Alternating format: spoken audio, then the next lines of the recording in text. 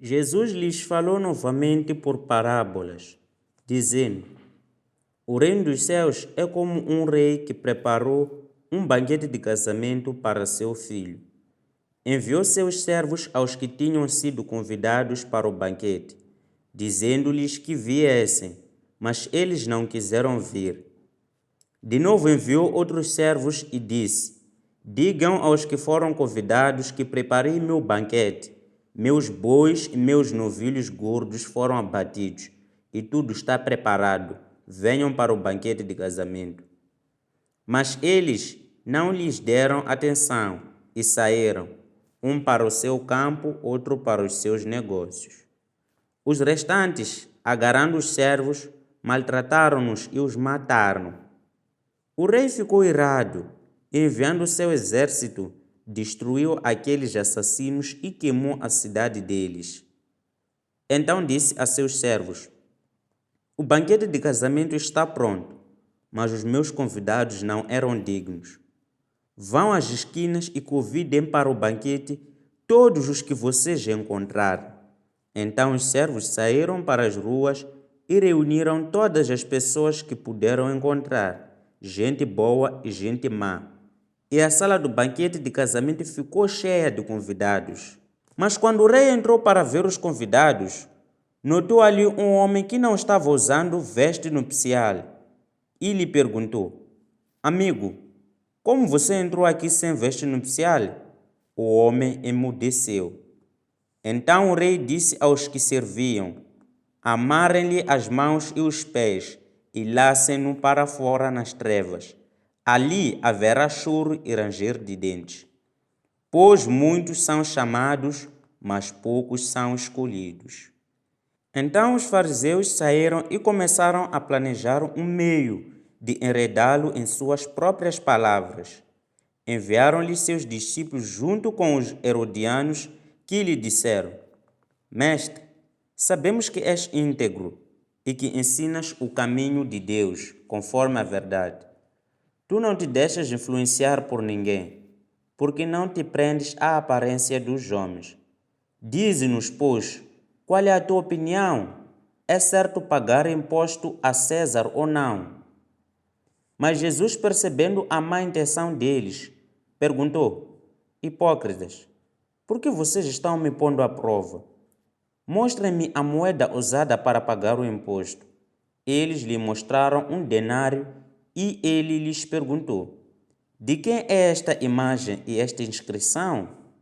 De César, responderam eles. E ele lhes disse: Então, deem a César o que é de César e a Deus o que é de Deus.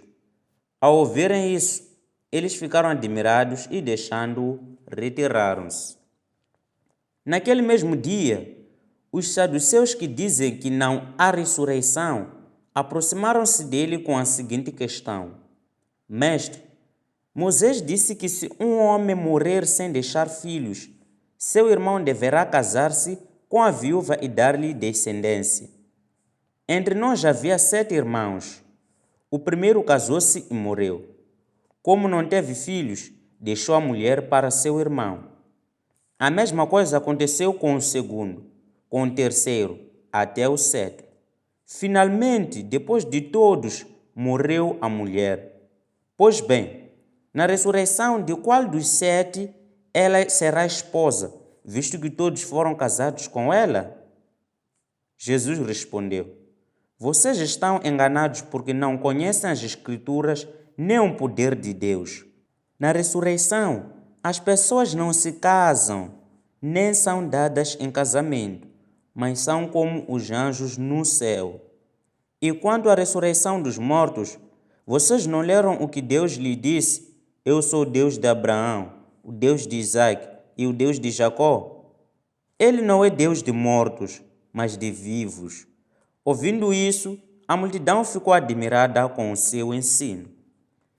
Ao ouvirem dizer que Jesus havia deixado os saduceus sem resposta, os fariseus se reuniram. Um deles, perito na lei, o pôs à prova com esta pergunta: Mestre, qual é o maior mandamento da lei? Respondeu Jesus: Ame o Senhor, o seu Deus, de todo o seu coração, de toda a sua alma e de todo o seu entendimento. Este é o primeiro e maior mandamento. E o segundo é semelhante a ele: ame o seu próximo como a si mesmo. Destes dois mandamentos dependem toda a lei e os profetas. Estando os fariseus reunidos, Jesus lhes perguntou: o que vocês pensam a respeito do Cristo? De quem ele é filho? É filho de Davi. Responderam eles. Ele lhes disse: então, como é que Davi, falando pelo Espírito, o chama Senhor? Pois ele afirma: o Senhor disse ao meu Senhor: senta-te à minha direita até que eu ponha os teus inimigos debaixo de teus pés. Se, pois Davi o chama Senhor, como pode ser ele seu filho?